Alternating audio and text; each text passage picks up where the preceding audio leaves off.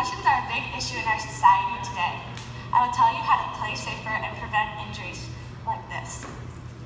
I will tell you personal stories that will leave a lasting impression on your point of view. We know that concussions leave you confused and dizzy after a high-impact hit. Concussions are caused from the brain shaking inside the head or turning inside the skull.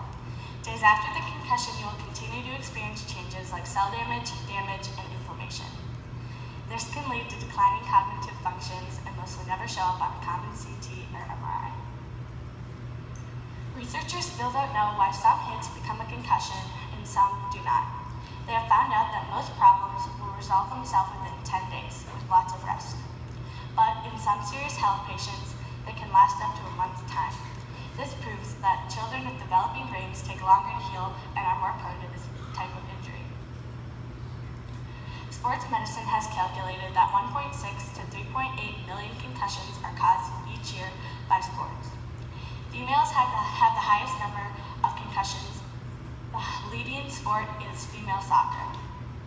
There's continuing research, but so far middle school students have the highest amount of concussions because their brains are still developing.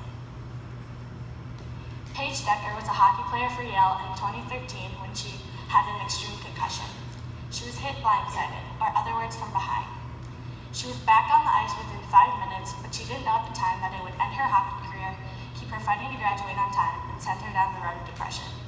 Soon after, her hockey career ended forever. Catherine Bertine was a professional cyclist when she was on a race in Mexico, and she crashed, lying there with her skull cracked in 2 places and seizures overtaking her body. If it wasn't for a doctor that gave her an epilepsy drug on the scene, she would have died. Her parents and family were what really saved her. They kept her positive and motivated, and within a year she was back racing again. Owen Thomas was a friend, a student, a son. On April 26, 2010, a shockwave rippled through the school. He was one of the best students at University of Pennsylvania, and he had killed himself. It spread fast over text, Facebook, and other social media sites. He was more than a friend. He was a funny personality with a glowing smile. He was called a gentleman by all his peers, and humbly the smartest in his class, keeping over a 4.0 GPA.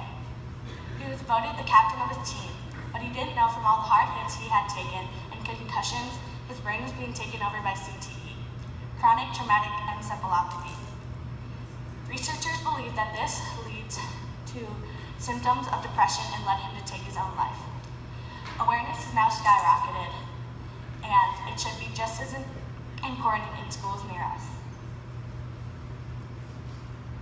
There's many ways to prevent concussions if we followed the right precautions. First of all, most sports require a mouth guard. We all know how annoying and uncomfortable they are, but if we wore them without hanging them out the side of our mouth or chewing on them, we could prevent many concussions.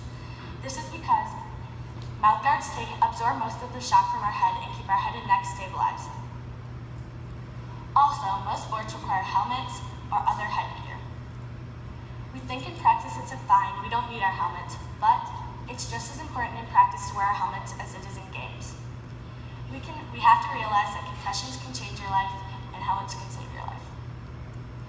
I think this presentation was the truth about how bad concussions really can become if we don't take the right precautions. Wear your helmet and put in your mouth guard, and you'll be significantly more safe from a concussion. For a conclusion, I hope this made an impact next time when you're running down the field or skating down the ice. Thank you.